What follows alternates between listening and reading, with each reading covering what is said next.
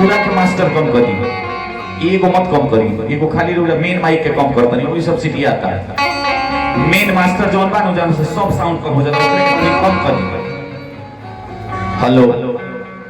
Check, hello hello.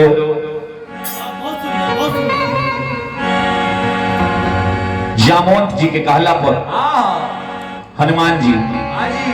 Lanka नगरी में चले के प्रारंभ कई। सबसे पहले सब देवता लोग आपस में राय करके विचार करके हनुमान जी की परीक्षा लेवे खातिर केकरा के भेजल? सुरसा के भेजो। केकरा के? सुरसा के। सुरसा बीच समुद्र में जाके खड़ा होकर कहती कि आज भगवान तुझे मेरा आहार बनाकर भेजा है।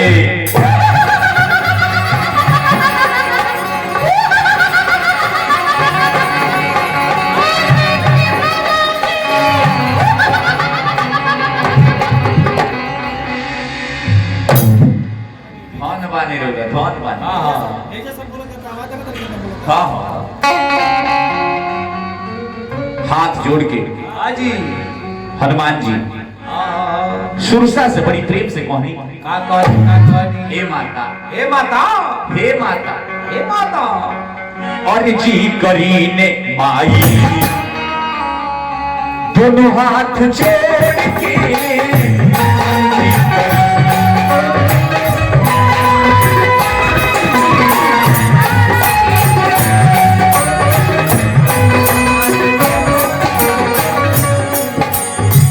राम काज करके आए,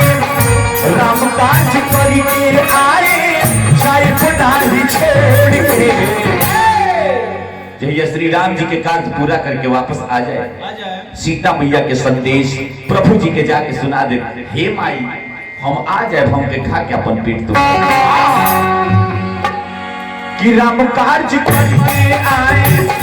राम काज करके आए, ही छोड़ के और जी करीने माई दोनों हाथ जोड़ के और जी करीने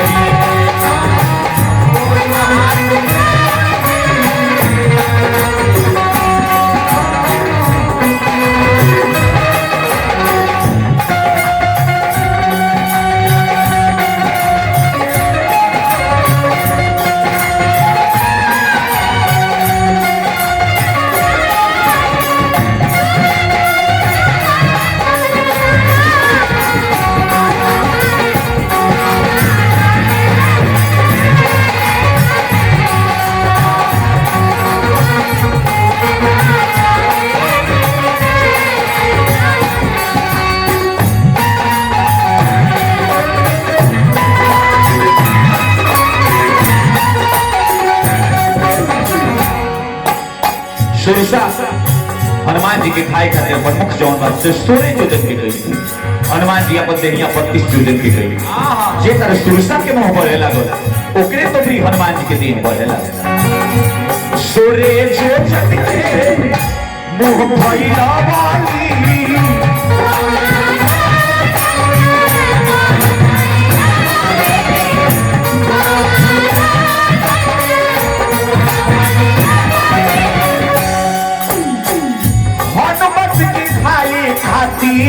माया से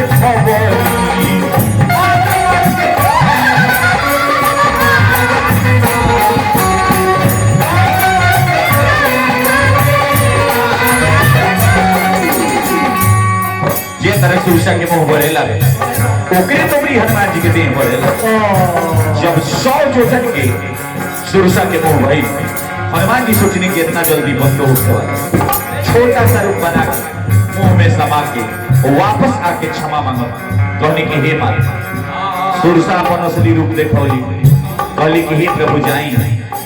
निश्चित रूप से विजय प्राप्त करके लौट। काहे की विजय पाके लौटे मरौरा, विजय पाके लौटे मरौरा,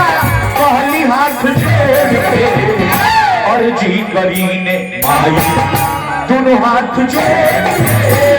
और जी करीने माई दोनों हाथ जोड़ के।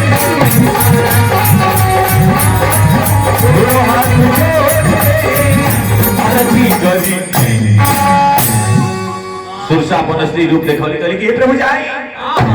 रौरा निश्चित विजय प्राप्त करके लौट। हे प्रभु रउआ जाई, हे प्रभु रउआ निश्चित विजय प्राप्त को वापस लौटे, वापस लौट। काहे कि रउरा परीक्षा में पास बानी। हनुमान जी जय श्री राम के नाम लेके आगे ना बढ़। जय श्री राम।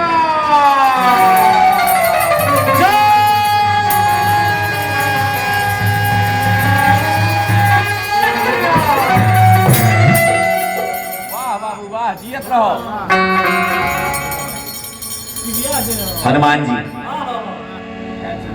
आगे बढ़े बढ़नी समुद्र में कोई ऐसा चरी रहे जौना के काम रहे ऊपर से उड़त जितना जीव जंतु चिरई जाए सबके फरछाइए पकड़ के भोजन कर जाए। हनुमान जी उधर जा रहे हनुमान जी के फरछाई जब पकड़ ली हनुमान जी सोच में पड़ गई कि बीच समुद्र में एक बार भइल तो का भाई धीरे धीरे फरछाई पकड़ के खींचे लगे। खींच के मुंह में जब डलन लय लागे बढ़ जाई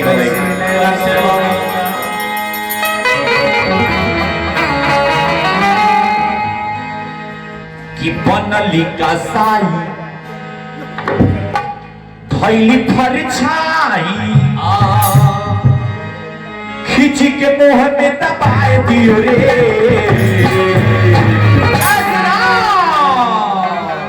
का कोई नहीं हनुमान जी का कहीं बजरंगी के लीला देखो गाता से मस्तक उड़ाए दियो।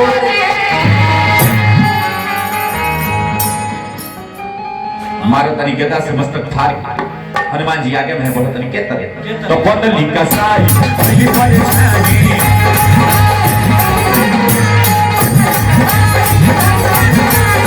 खींच के मुंह में दबाए दियो रे।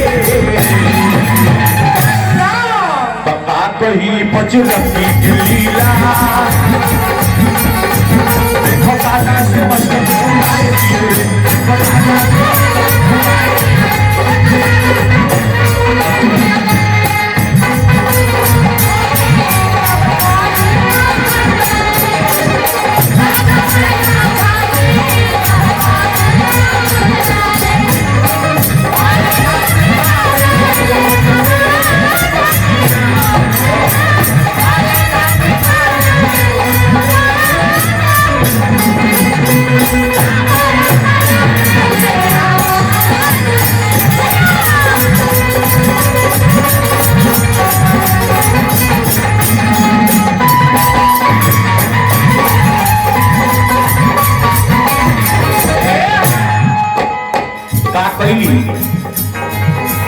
मन में बिचरली बड़ा खुशी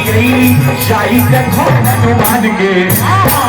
ओने कैली आगे के लुकैली कि हो जे कितना महान के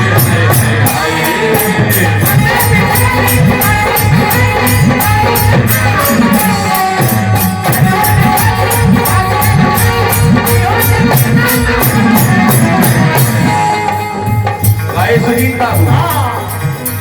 मन में बिछड़ली शाही देखो हनुमान के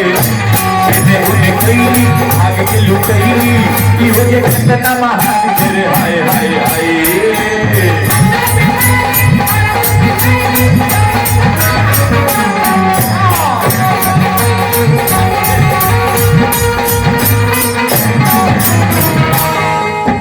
मार के गिरई ले आगे बढ़ी गई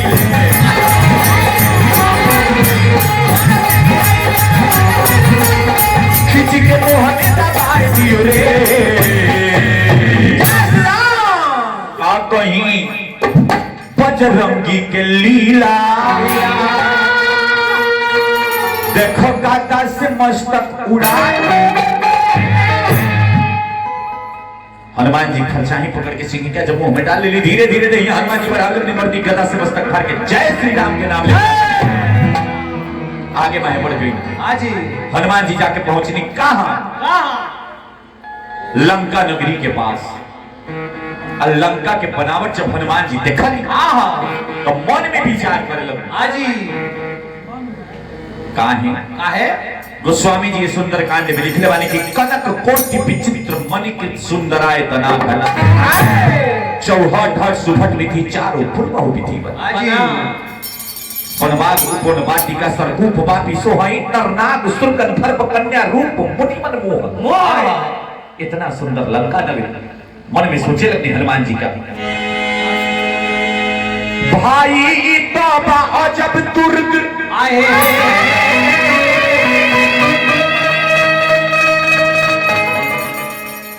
कवना साचा के ढारल हो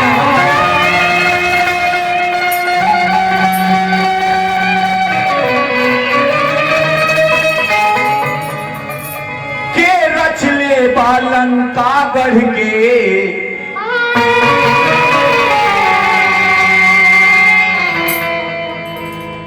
कर ई रूप उतारल हो भाई ई तो बा अजब दुर्ग हाजी कौना सचा के ढारल हो कि रचले बा लंका गढ़ के कर ई रूप उतारल हो कपो होशियारन मनई से पैसा ले लमहर लमहर गलती हुई वाह वाह आई हमरा बड़ भैया बड़ी आदर दिले किशोर भैया वहां की ओर से हनुमान जी के दरबार में लड्डू चढ़ावे खातिर हजारों हजार के न्योता लागल हाजी हनुमान जी कल्याण करी भैया के मनोकामना पूरा करी गांव जवार में तो ढेर बेर बोलौनी एक बेर अपना द्वार पर बोला के हनुमान जी के चर्चा अरे चली महाराज रघु बहनी हो गेल एकरा बात से मिले चाहे ना मिले दुख के बात नहीं खेयो जय पागल कही बहुत टाइम में टुकड़ी ताकत काय बन सका बाकी दो ई कोनो दुकान खुलल में जे बहनी होता बाप रे बाप बेअसल मोहल्ले में दुकान से पत्थर होल होता था कि चुनौती निकालता तो पता लगा पैसा आ गेल का दूं के ई बहनी हो ई श्रद्धा एकरा के माता पिता के देहल संस्कार कहल जाला अब नु समय आवता सबे हाजिरी लगाई देखत रहत कृष्णा जी हाजी केहू बाकी ना रही सबे हाजिरी लगाई माने काहे के हाजिरी लगाई मारो चंदा में समय अब नु आवता हर बड़ा तनी रो सबर करो तो खबर वो करेंगे तुम उनका बनो वो तुम्हारे बनेंगे पिंटू बाबा रुपया लेके सभे बैठल बा रुपया के कमी केहू के थोड़े बा लेकिन सभे सोचेला पहले हाजिरी के लगावत काहे कि नीमन काम करे में बानी बड़ा सोचे के पड़ेला अब बाबू काम कब हो जाला मंटू बाबू भइला के बादे पता चलेला ऐसे चिंता ना करो हाँ तो भाई ई तो बा अजब दुर्ग कौना सचा के ढारल कि रचले बा लंका गढ़ के कर की रूप उतारल हो कपो होशियारन मनई से लमहर लमहर गलती होला जब धर्म दबा देहल जाला तब पापे के चलती होला कहे कि विधना कबो मजाक सहित अपना रचना में रच दे हनुमान जी मन में सोचे तनी कि विधना कबो मजाक सहित अपना रचना में रच देले काहे कि दानी के रक्त बना देले धन कंजूसन के पर दे दानी के सोम के खर्चा बराबर होला जाने लगते तरह कैसे में कमात गई हैं कमात गई हैं एक के बेर जोन अदेव कमैले रहे तो सब ले जाके हॉस्पिटल में दे कमात गई हैं के बेर मोबाइल भुला जे तरह ने में जितना अदेव रही सब कमात गई हैं एक के बेर मोटरसाइकिल पर से गिर 4 गो बात कर जाई जितना अदेव रही सब हुई सब निशानी है कैसे विचार करो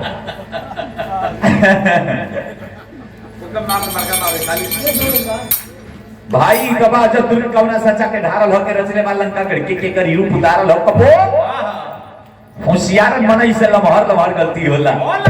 जब धर्म दबा देहल जाला तब पापी के चलती होला विधना कबो मजाक सहित अपना रचना में रच देले दानी के रूप बना देले धन कौन चूसन के काटन में फूल खिला देले, हाँ चंदा में दाग लगा देले, आ हरिहर जंगल के बीच में बेमौका आग इहे सोचत सोचत कपीपर करके फाटक पर आ गई। जैसे हनुमान जी लंका में प्रवेश करके चढ़ी, लंका के प्रथम पहरादार जिनका नाम लंका के चोर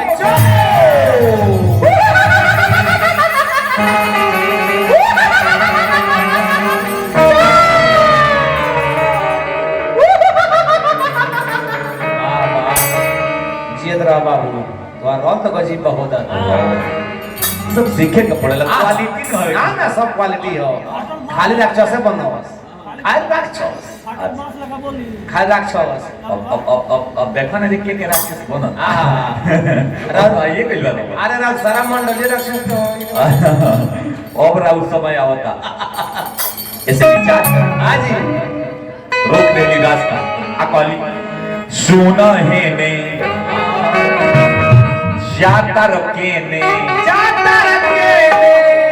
केने आपन मुहवा मोड़ के तनी रुक जा ए पातर जालो काहे हमके छोड़ ए बानो ए बंदर ओए भाई इधर जाता है तनी रुक जाए बातर जालो काहे हमके छोड़ के तनी रुक जाए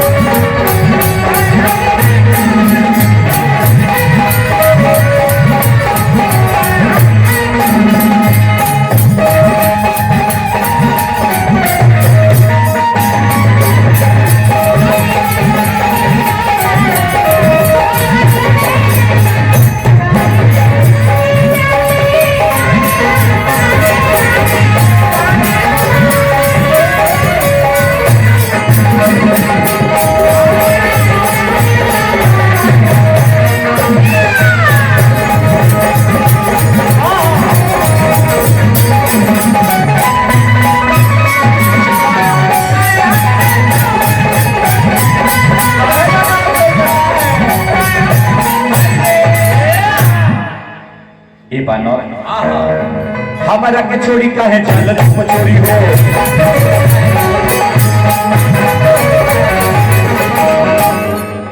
बिना पूछे काहे करे लबल चोरी हो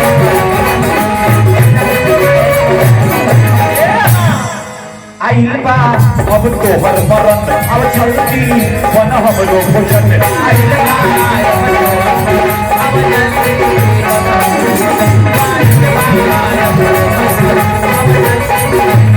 अब तक ले भोजन ना मिलल सारा कैसन छोड़ के अब तक ले के भोजन ना मिलल सारा कैसन छोड़ के तनी रुक जाए बानर जाला काहे हमके छोड़ के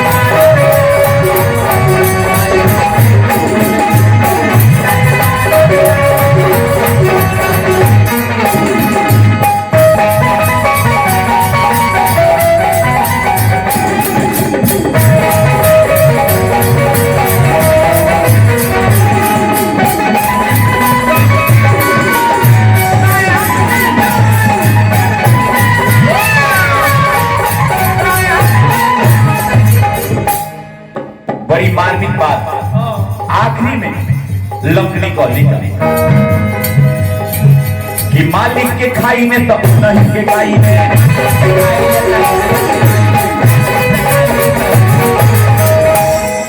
अरे दिन रात वो नहीं के टॉर्च में मालिक के खाई ने तो वो नहीं के गाई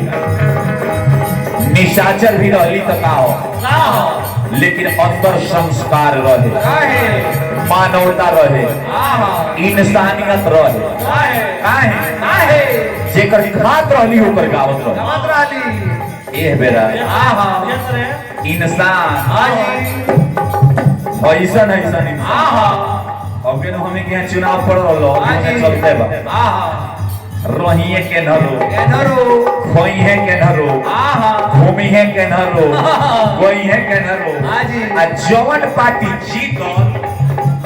माला लेके सबसे पहले पहना के गजब नु मेहनत हमने कइले बनी जब मुखिया जी रोड के जीता बड़े मेहनत वखरा भइल महाराज 6 गो शिव चर्चा 8 गो अष्टजाम आ कल से 12 गो हनुमान का पकड़ मार वखरा मुखिया जी अच्छा तो अकेले में बकरा बन के मिल के बकरा सब लोग मिलकर पकड़ ले विचार करी महाराज ये दुनिया मालिक के खाई ने तो उन्हीं के गाई ले आ दिन रात उन्हीं के टहल बजाई लंकनी के पहरा में ना दिन बा ना रात बा ना सुबह बा ना शाम बा ना होली बा ना दिवाली बा ना छठ बा ना खिचड़ी बा लगातार हाँ बाबू अपना डेरो पर ना जाए कहियो ना भोजन ना बनाओ बैठ पागल निश्चल के भोजन बनाओ बजे उनका नगर में चुरा के समाय उकरे के पकड़ के ऊपर जा को बोलो जा सुना लगातार ये मारा तेरा तुम्हारे को छुट्टी ना रहे कहियो छोटी छपाटी नहीं की आ तो सुतस कब जी कब्बो ना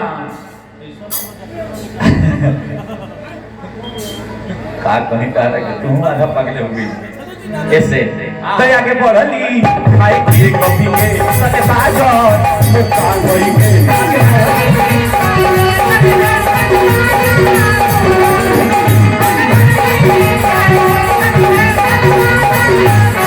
गिर गई धरती पर अब तो पकड़ ले हली तोड़ के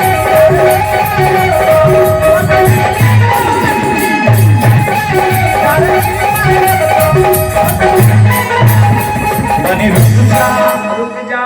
ही बानर जालो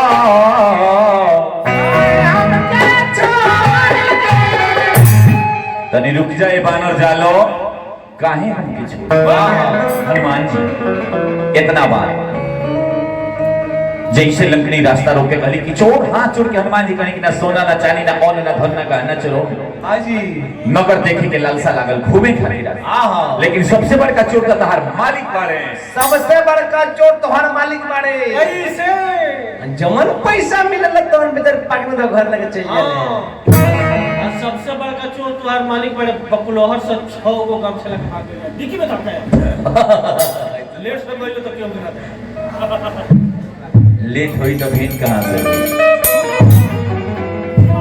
कितना सुंदर तर्क हनुमान जी देले बने कि सबसे बड़का चोर तहार मालिक बारे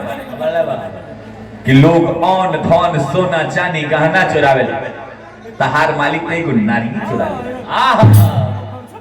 तहार मालिक नहीं को नारी चुरा ले आज जौने मेरा तहार मालिक के को नारी के चुरा के लेके गइले तू चोर के पकड़ के भोजन करू तो अपना मालिक के पकड़ के तू भोजन ना कइलू इतने बात पर हनुमान जी मारता एक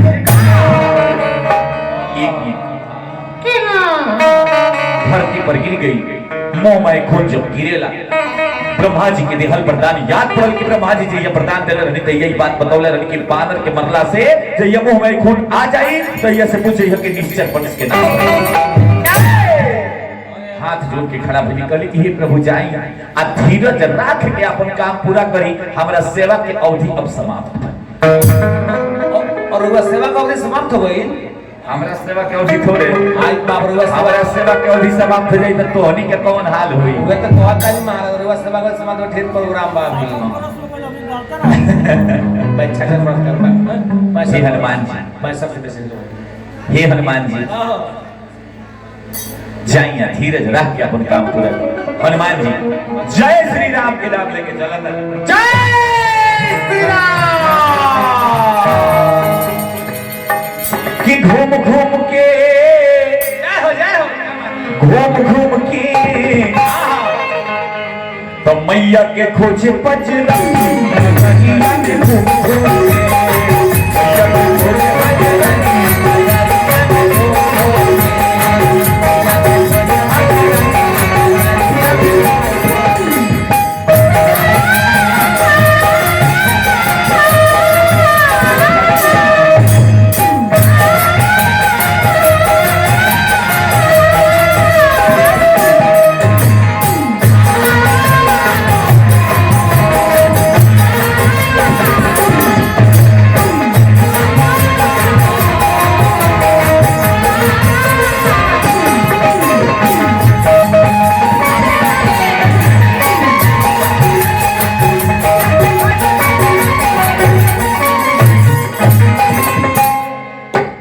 चारू ओरी खोजता रे कहीं ना भी डाली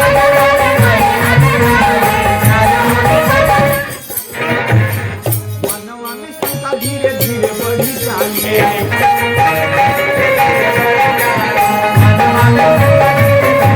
चारू ओरी खोजता रे कहीं ना भी डाली मनवा की शंका धीरे धीरे बढ़ी चाली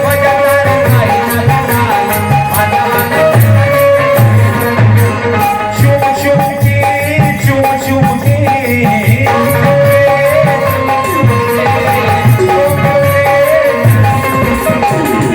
मैया के खोजे बजरंगी शरणिया के चुम चुम के हनुमान जी ऐसा आदमी के खोजे गई बने जेकरा के जीवन में कबो देख ले केहू से पूछे के नहीं थे कोनो चिन्हा नहीं थे बिना जनले बिना सुनले बिना पहचानले बिना देखले खोज के पता लगा के आवे के बाद पूछे के नहीं के पकड़ा गईले तो बिना कटैले कोनो उपाय इतना बड़ा समस्या लेके हनुमान जी लंका नगरी में सीता मैया के खोजत हनुमान जी का फोटो ना रहे ओकरा फोटो रहे पागल कहीं का आधार कार्ड ना रहे तब हो है ना लपड़िया दम है ना आधार कार्ड बनता है ओकरा पहचान कितना रहे साफ पगला के बता वो भी पहले और महाराज चारों ओर से खोज की कहीं मैया से पता लागत नहीं भोरहरिया के समय बा आखिरी में आके विभीषण जी के कुटी पर हनुमान जी पहुंचल बा भोरहरिया के समय बा विभीषण जी के नींद टूटल विभीषण जी धीरे से कहनी राम राम श्री राम जय श्री राम श्री राम हनुमान जी जब सुननी लंका नगरी में राम राम जोर जोर से चिल्ला के कहे लगनी जय श्री राम जय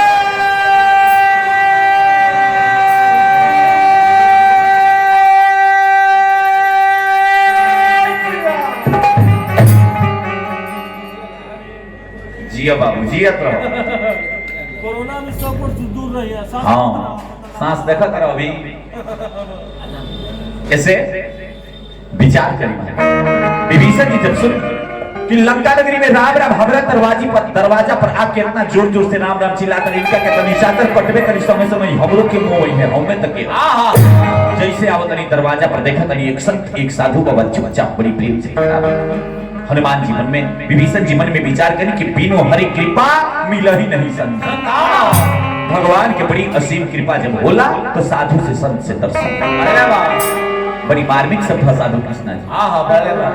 ऐसे साधु अब दोनों आदमी के बात होखे लगे परिचय पात्र होखे लगे केंद्र बिंदु बाबा कैसे चलिए धरी पाठ के माध्यम से फिर सुना के गीत सभी समझाओ